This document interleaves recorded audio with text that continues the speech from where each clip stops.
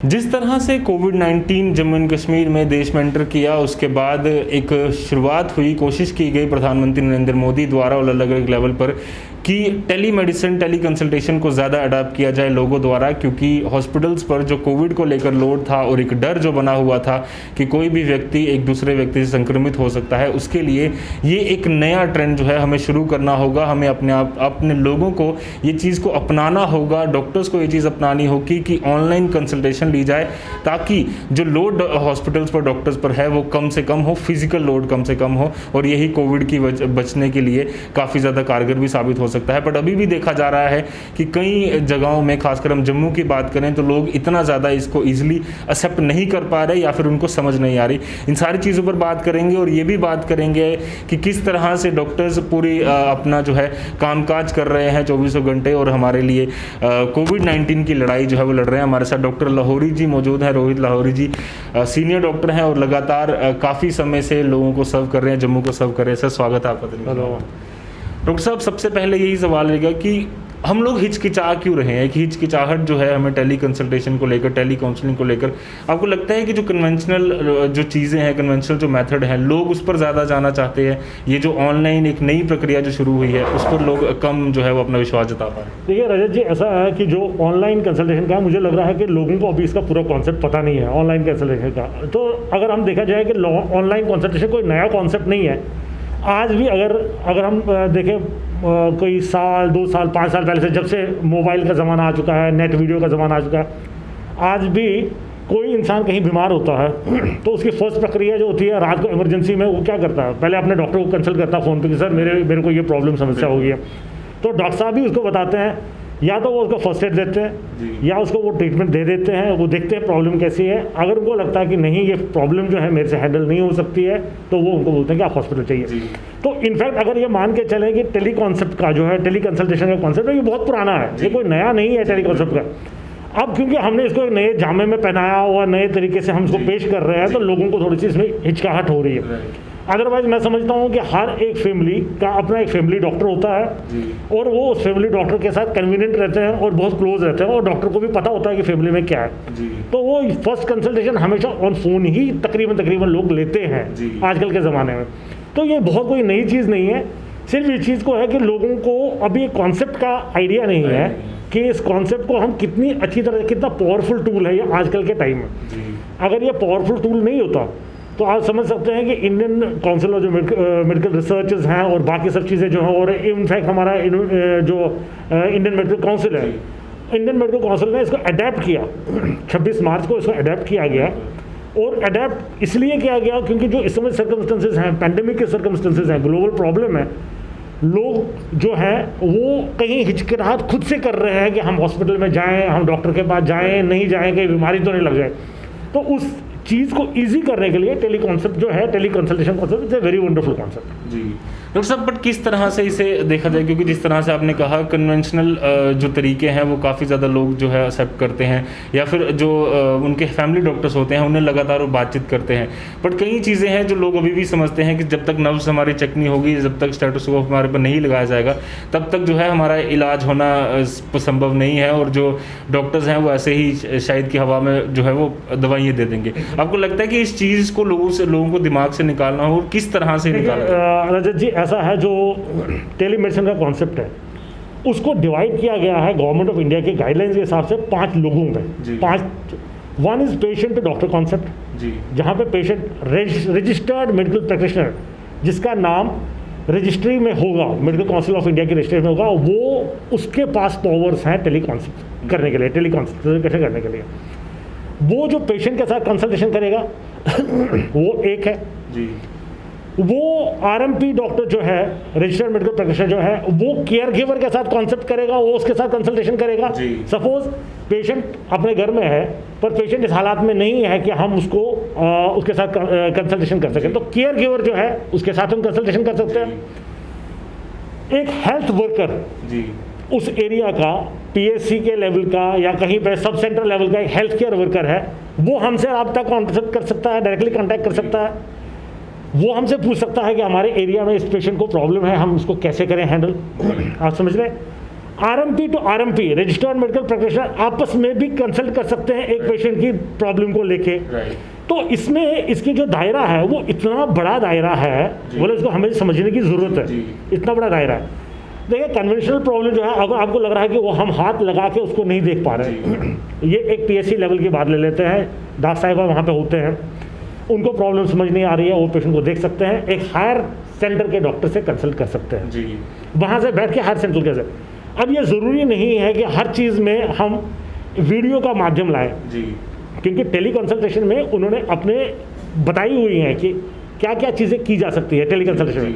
Video conferencing की जा सकती है, आप व्हाट्सएप का भी यूज़ कर सकते हैं, आप फ़ोन का भी यूज़ कर सकते हैं, मोबाइल का भी यूज़ कर सकते हैं, मोबाइल का यूज़ बहुत ईजी है, एसेसेबल है, आप ईमेल, फैक्स, इन सब चीज़ों का इस्तेमाल भी कर सकते हैं। तो मतलब सभी चीज़ों में आपके पास केयर गिवर है, केयर गिवर आपके पास हर जगह पे होता है अवेलेबल, तो हम केयर गिवर के साथ डायरेक्टली रब्ता कर सकते हैं, आपको बता सकते हैं। केयर गिवर देखिए हमारे जो केयर गिवर जो है परफ्यूम है वो सक्षम है और हर जगह भी सक्षम है, नब्ज़ पे हाथ रखने के लिए, बीपी देखने के लिए, मॉनिटर करने के लिए।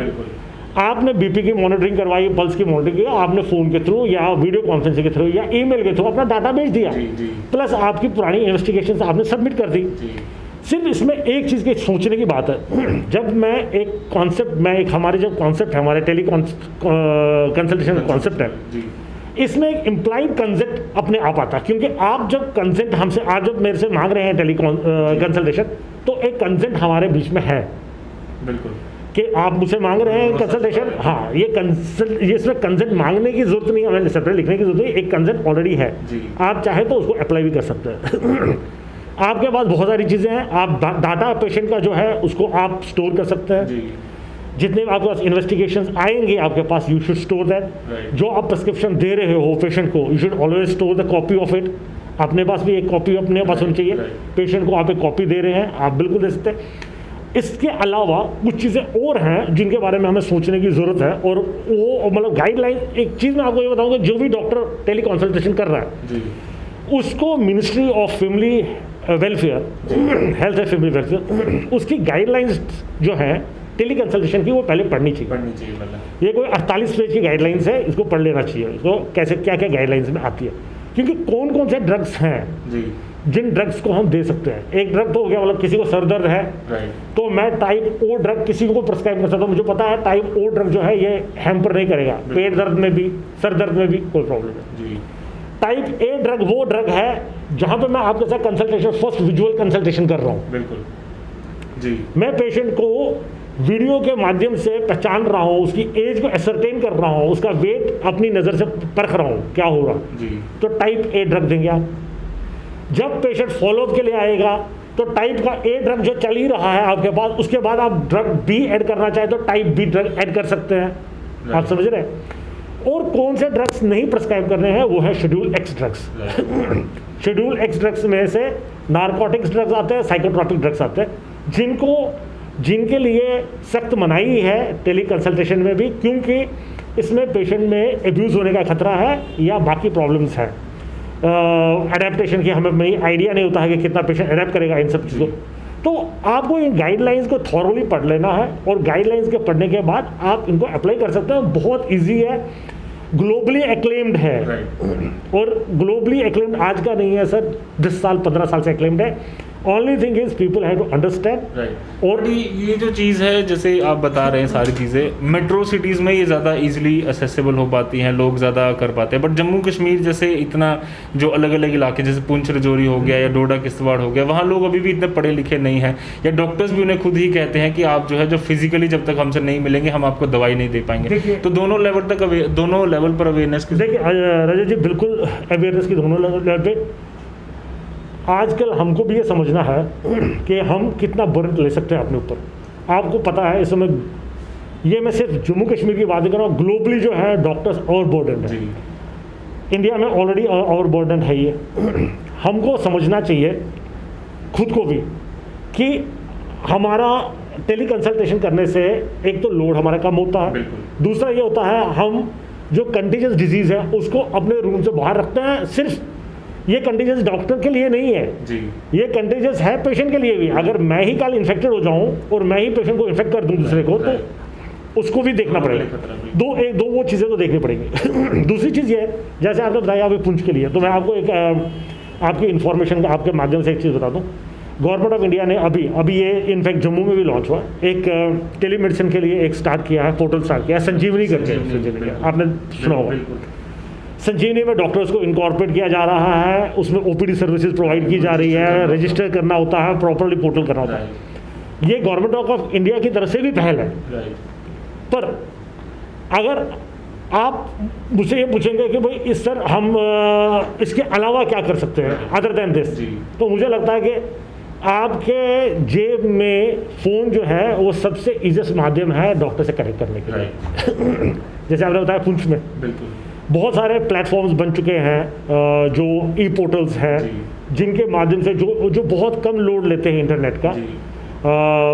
अब इसमें ये नहीं है कि हमारे पास सर्विसेज नहीं है, ये नहीं है, बहुत कम लोड लेते हैं इंटरनेट का। आप 2G सर्विसेज से भी उनके साथ माध्यम से कनेक्ट होते हैं। अदर देन दैट फ़ोन जो है, सेल फोन, वो तो इजीली कॉलेबल है, आप इजीली कॉल करके आप कंसल्टेशन ले सकते हैं। ये काफ़ी ज़रूरी है। डॉक्टर साहब जाते जाते ये भी बात ज़रूर करेंगे कि काफ़ी दिनों से हम देख रहे हैं लगातार डॉक्टर्स जो हैं पूरी तरह से 6 महीने से ज़्यादा हो चुके हैं कोविड की लड़ाई लड़ते हुए। किस तरह से हमारे दर्शकों को आप कहना चाहेंगे कि जो भरोसा है वो बनाए रखें, क्योंकि काफ़ी दिन से हम लगातार देख रहे हैं कि जम्मू की खासकर मैं बात करूँ तो जीएमसी पर इतना ज़्यादा लोड लगातार बना हुआ है, या बाकी जो एसोसिएट हॉस्पिटल्स हैं, किसी भी व्यक्ति को एक धारणा बन चुकी है कि मुझे छोटी कोई प्रॉब्लम आएगी तो मुझे, अगर मैं कहीं भी किश्तवाड़, डोडा में हूँ या पुंछ में हूँ, रजौरी में हूँ, तो मुझे सीधा जम्मू भागना है। उनको किस तरह से मैनेज करना पड़ेगा लोगों को, और जो वहाँ के डॉक्टर्स हैं, वहाँ के हेल्थ सेंटर्स हैं, वहाँ पर भरोसा जताकर, ताकि यहाँ का जो जीएमसी पर लोड पड़ रहा है वो भी थोड़ा कम हो। रजत जी, ये भी आपके माध्यम से मैं बता दूं, आपके चैनल के माध्यम से बता दूं मैं आपको कि डॉक्टर जो हैं वो इक्वली क्वालिफाइड होते हैं। हमारी बेसिक डिग्री जो होती है वो MBBS होती है। अभी तक कोई भी डॉक्टर जो है वो पर्टिकुलरली कोरोना स्पेशलिस्ट नहीं है। आप समझ रहे हैं मेरी बात? जहाँ पे सिर्फ उन पेशेंट्स के लिए वो एक ग्रुप ऑफ पेशेंट्स हैं जो बहुत ज़्यादा सीरियस होते हैं, जिनको एक टेक्निकली स्ट्रॉन्ग लोगों की ज़रूरत पड़ती है डॉक्टर्स में, जिनको पल्मोनोलॉजिस्ट या इंटेंसिविस्ट कहते हैं, इंटेंसिविस्ट या पल्मोनोलॉजिस्ट कहते हैं, या फिजिशियन कहते हैं, चेस्ट फिजिशियंस कहते हैं। अदरवाइज आप देख रहे हैं कि हमारे पास तकरीबन 80 to 90% लोड जो है एसिम्टोमेटिक पेशेंट्स का ही है। एसिम्टोमेटिक पेशेंट में हल मल के हो सकता है, माइल्ड सिम्टम्स भी किसी में हो, कफ हो, खांसी हो, फीवर हो हल्का सा, आप भी देख रहे हैं, मैं भी देख रहा हूँ, तकरीबन सारे ठीक हो ही रहे हैं। कोमॉर्बिडिटी एक बहुत बड़ा रीज़न है, जो कोमॉर्बिडिटी है उसका एक बहुत बड़ा रीज़न है कि जिसकी वजह से मोर्टेलिटी के चांसेस बढ़ जाते हैं। आपको भी ये लोगों को पहुंचाना पड़ेगा इस तरीके की नॉलेज कि जो पेरिफेरी में डॉक्टर्स हैं वो सक्षम है इन सब चीज़ों को हैंडल करने के लिए, हर एक तरीके से सक्षम है, और वो कर भी रहे हैं। उन पे बर्न बहुत ज़्यादा है, क्योंकि पेशेंट लोड बहुत ज़्यादा बढ़ चुका है, हम पे पेशेंट्स का बहुत ज़्यादा लोड बढ़ चुका है। आप देख रहे हैं कि जहाँ पे हमारी ओपीडी तकरीबन 100-150 की होती थी, वहाँ पे ओपीडियाँ कितनी स्वेलअप हो गई है। अब कुछ लोग बोलेंगे कि नहीं सर ओपीडी की सर्विसेज नहीं मिल पा रही हैं, ये नहीं मिल पा रहा, वो नहीं मिल पा रहा। ऐसा नहीं है, डॉक्टर्स अवेलेबल हैं, डॉक्टर्स कर रहे हैं, सब चीज़ें हो रही हैं। अगर नहीं हो रही होती तो एक त्राहिमाम मचा होता। बिल्कुल, इस समय जो हालात हैं काफ़ी ठीक है, ठीक है, काफ़ी ठीक है, बहुत बेटर है। मैं समझता हूँ कि काफ़ी अच्छे हो रहे हैं। अब आने वाले टाइम में और भी बेटर होंगे, पर हेल्थ की रिस्पॉन्सिबिलिटी जो है वो लोगों पे खुद भी है। जब तक लोग एक सोशल डिस्टेंसिंग नहीं मेंटेन करेंगे, मास्क नहीं पहनेंगे, मास्क की महत्वता को नहीं समझेंगे, मैं आपके माध्यम से एक चीज़ और बताना चाहूँगा लोगों को, और ये बहुत वाजिया रूप पे है और बहुत समझदारी की बात है। मास्क जो है ये एक वैक्सीन का ही काम कर रही है आपके लिए, क्योंकि मास्क जो है ये आपको प्रोटेक्ट कर रही है, और अगर थोड़ा सा लोड आपके अंदर कोरोना का जा भी रहा है तो आप उससे आपकी इम्यूनिटी जो है वो स्ट्रॉन्ग ही बन रही है उससे लड़ने के लिए। जो आप वैक्सीन का वेट कर रहे हैं कि वैक्सीन कब आएगी कब नहीं आएगी, अगर आप मास्क पहनेंगे तो आप ऑलरेडी वैक्सीनेटेड ही हो रहे हैं एक तरीके से। तो मैं ये समझता हूँ कि लोगों को ये समझना पड़ेगा कि मास्क की महत्वता कितनी है, हैंड वॉशिंग और सैनिटाइजेशन की महत्वता कितनी है, फिजिकल कांटेक्ट की महत्वता कितनी है, सोशल डिस्टेंसिंग की कांटेक्ट कितनी महत्वता है, और क्राउडिंग से दूर होने की कितनी महत्वता है। जब तक ये समझेंगे नहीं सर, तो मुझे लगता है कि लोगों को जो है हेल्थ की रिस्पॉन्सिबिलिटी जो है, ब्लेम जो है डॉक्टर्स पे डालने की, वो उसे थोड़ा सा, इसके अलावा जो हेल्थ स्टाफ, नर्स है, एनओज हैं, जो बाकी हेल्थ वर्कर, बिल्कुल, क्योंकि जब हॉस्पिटल आता है पूरा, तो हॉस्पिटल में एक डॉक्टर होता है, एक नर्स होती है, एक फार्मासिस्ट होता है, एक ward boy, staff boy, everyone, हालांकि एडमिनिस्ट्रेशन होती है, तो सारा जो है हम सारे लोग कर ही रहे हैं, सारे डॉक्टर्स प्रेजेंट हैं, पर उसके अलावा आपको अपनी रिस्पॉन्सिबिलिटी भी समझनी पड़ेगी। और हेल्थ डिपार्टमेंट पे जो डॉक्टर्स हैं उन पर भरोसा जो है, बिल्कुल सब भरोसा जताना पड़ेगा। भरोसे के बगैर अगर आप हम पे भरोसा नहीं जताएंगे तो मुझे लगता है कि हमने शायद अपनी ज़िंदगी में बहुत बड़ा, हमारे लिए बहुत बड़ा लॉस है कि हम लोग आपकी एक जो कॉन्फिडेंस लेवल है वो खो रहे हैं, या मैं कह सकता हूँ कि कहीं कमी हो गई है उसमें। जो आपको ये लग रहा है वो सिर्फ उसका ये रीज़न है कि ये पैंडेमिक है। आपको ये समझना पड़ेगा ये पैंडेमिक है। एंडेमिक और पैंडेमिक में बहुत फर्क होता है। एंडेमिक छोटी जगह पे होता है, पैंडेमिक होता है जब ग्लोबल प्रॉब्लम होती है। तो we have to understand this. Thank you so much sir. Thank you Rajendra, thank you. ये थे हमारे साथ डॉक्टर लाहौरी साहब, जो कि काफ़ी तौर पर हमने कोविड के अलग अलग पहलुओं पर बात की। हमने उन पहलुओं पर बात की, कोशिश की कि लोगों को ये बताया जाए कि हम जो लगातार कोशिश कर रहे हैं, छोटी से छोटी प्रॉब्लम हो तो हम डॉक्टर्स के और फिज़िकली हम भागते हैं, उनके पास जाते हैं, जो जीएमसी है या फिर अलग अलग हॉस्पिटल्स हैं उनकी तरफ भागने की कोशिश करते हैं। कोशिश कीजिए कि जितना हो सके आप जो अपने जो फैमिली डॉक्टर्स हैं उन पर ज़्यादा भरोसा जताइए। टेली कंसल्टेशन लीजिए। टेली मेडिसिन का एक नया ट्रेंड जो एक चलन है उसका इस्तेमाल कीजिए, ताकि जितना हो सके आप फिजिकल जो कांटेक्ट है वो कम से कम हो। सोशल डिस्टेंसिंग के नॉर्म्स का पालन कीजिए। मास्क पहन कर रखिए। बार बार जहाँ पर भी ये कोविड को लेकर बात होती है यही कहा जाता है। डॉक्टर लाहौरी साहब ने भी साफ तौर पर कहा कि मास्क ही इकलौती इसकी वैक्सीन है, उसका इस्तेमाल आप ज़रूर कीजिए और डॉक्टर्स और हेल्थ वर्कर्स पर भरोसा बनाए रखिए। यही लोग हैं जिन्होंने इतनी देर से हमारे लिए सेवा की है, आगे भी करते रहेंगे और इस पैंडेमिक से हम ज़रूर उभरेंगे, ये हमें पूरा विश्वास है। दीजिए इजाज़त फिलहाल के लिए मुझे और मेरे कैमरामैन अंकुश शेट्टी को। ऐसी और चर्चाओं के लिए आप बने रहिए द न्यूज़ नाउ के साथ। धन्यवाद।